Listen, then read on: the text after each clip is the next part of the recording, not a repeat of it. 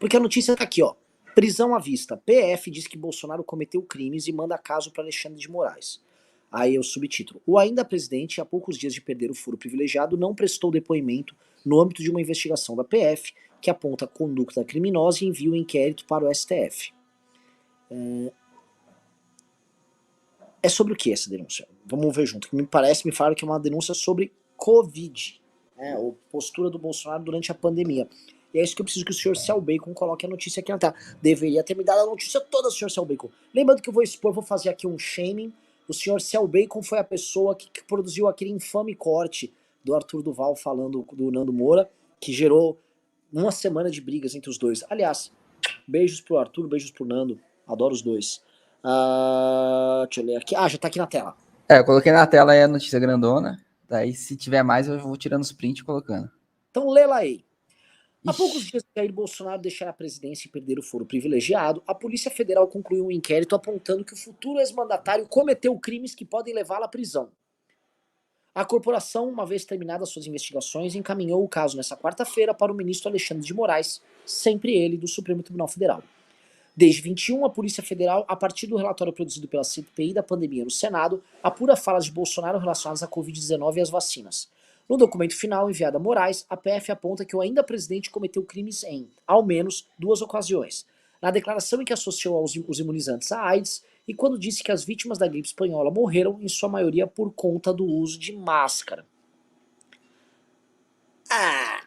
Assim, vamos lá. A corporação diz que Bolsonaro cometeu o crime previsto no artigo 41 da Lei de Contravenções Penais, que trata sobre provocar alarma anunciando desastre ou perigo inexistente ou praticar qualquer ato capaz de produzir pânico ou tumulto, além da incitação ao crime, delito que blá blá blá blá blá. Abre aspas.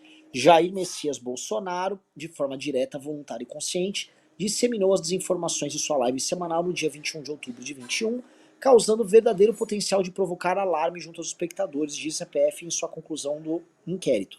Este encorajamento ao descumprimento de medida sanitária compulsória encontra-se subsumido à conduta descrita no artigo 286 do Código Penal, o qual descreve o tipo penal de incitação ao crime, pontua ainda a delegada responsável pela investigação.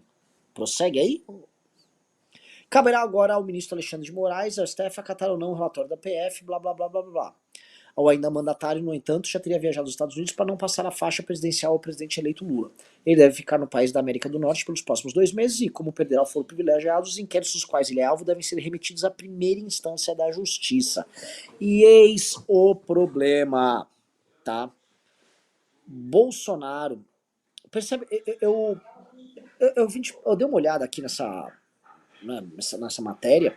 E se forem os 2 pontos, forem essas declarações do Bolsonaro lá sobre AIDS e a outra, são pontos muito fracos para alguém exigir a prisão do Bolsonaro. Eu sei que ele faz uso desse artigo 286 para dizer que ele causou alarme através de uma informação falsa gerando terror, mas eu acho que é passar um pouquinho do ponto, e aí sim é querer dar aos bolsonaristas argumentos muito sólidos para a ideia de que ele é um perseguido político, tá? Acho que não tem base aí pra nada, e nem digo que o Bolsonaro está fugindo do Brasil por conta disso, como parte da imprensa está tentando levantar, tá?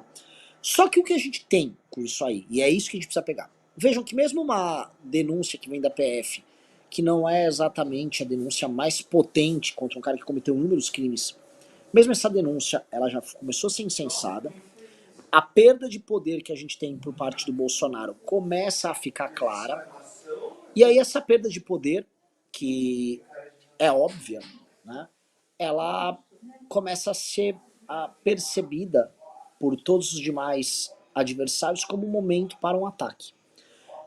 Como eu disse, né, tá saindo no Clube MBL agora um relatório em vídeo, na verdade é um mini documentário. Aliás, eu vou perguntar pra galera se já saiu um mini documentário com o advogado Arthur Rolo, maior especialista em direito eleitoral, sobre os crimes eleitorais cometidos pelo Bolsonaro e as consequências que o Bolsonaro vai ter, que incluem, por exemplo, perder seus direitos políticos para ser candidato novamente.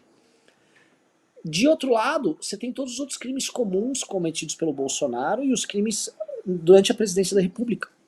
Crimes que agora, em grande medida, vão caber à justiça comum e aos juízes de primeira instância, o que é uma coisa muito mais caótica.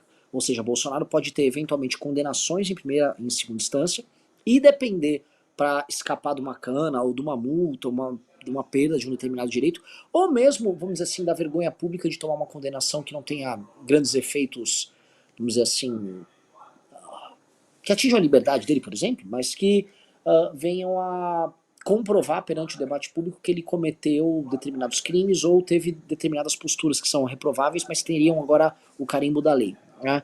Ou seja, é desabonador para ele.